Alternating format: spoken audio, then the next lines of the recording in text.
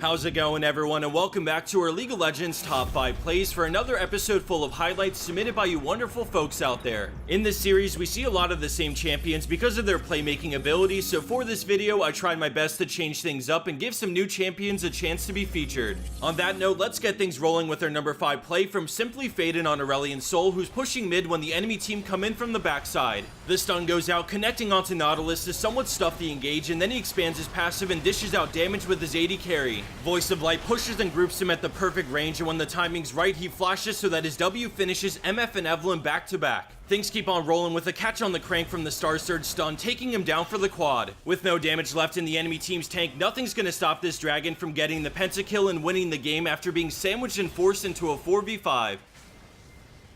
Drifting his way into 4th place, we have SKT Phoenix, who does Senpai Prowl with some amazing moves on Azir. As they rush the dragon, keep an eye on the soldiers that are moved over to the incoming Corki and Rek'Sai, racking up some good damage. Azir has to fall back with the team because current call bullets are coming in, but out of nowhere he flies back, flash ulting all three. Through the exhaust, he stands by his soldiers and autos until the very end, surviving by a slim margin, but making that big play to scoop up a bunch of kills. There's still one final boss, the Fed Jhin, who was ulting earlier, but he doesn't see Azir coming, and a final drift gets the trade kill, which puts us at a 4 for 2. Normally when Jhin ults and so many enemies are nearby, your full focus is on staying safe and dodging, but I love the decisiveness of Azir to clutch out this play.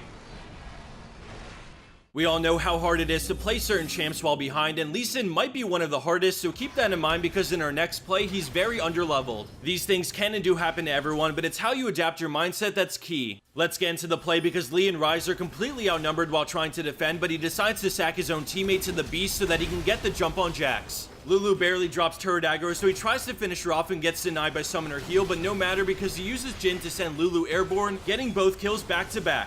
Pantheon beelines it towards him with passive ready, but a resonating strike into a media flash makes it so he can't combo the stun with Heartseeker strike, and is forced to chuck the spear, which isn't enough. With Nami close by, he confidently walks up and lands another Sonic Wave, activating it to take down the Fed Pantheon and level up for a 3rd time in this one play.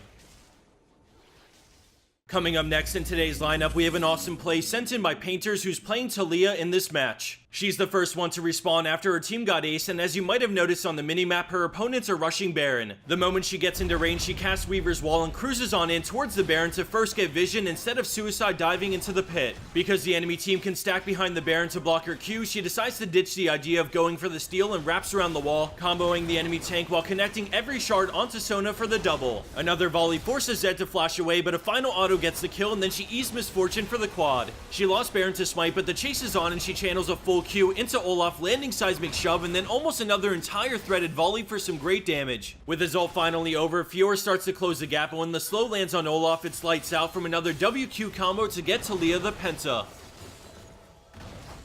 And for our number 1 pro play for this week, we have the Forsaken Panda, who pulls off what every Karthus main dreams of. You know, all the Karthus mains out there. His team gets caught out by a bunch of crowd control, and while they kite back, he throws out Qs and turns on Defile. Keep a close eye on the lay waste placements as he exhausts the enemy Yasuo and starts burning through the opposing team's Locket shield. Despite the 5v2, he walks into the heart of the enemy team to get a better position, going into stasis right before the Leona stun connects. At this point, he's done for, but watch closely at these next few Qs because he really pushes his passive to the limit, landing one final lay waste before last second channeling Requiem for the instant Pentakill. It's super hard for a champion like Karthus to land the number 1 spot, but between his decision making, positioning, and knowing the limits of his champion, he essentially 1v5s this team fight.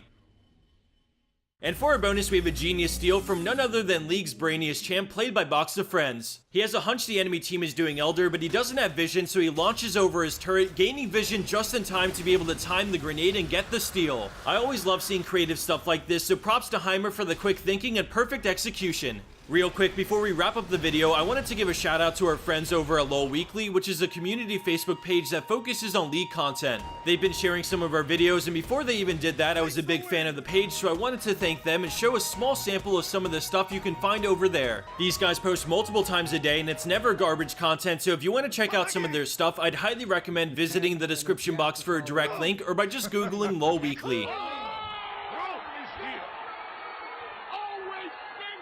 Thanks everyone for watching, and congrats on the Mars 6 for winning a Cloud Stinger headset from our week 295 giveaway. Be sure to subscribe so you don't miss out on any of our future videos, and if you want to go the extra mile, click on that bell icon which is located next to where you subscribe, and that way you'll get notified on all of our video releases. Thanks again everyone, and I hope you have a wonderful day.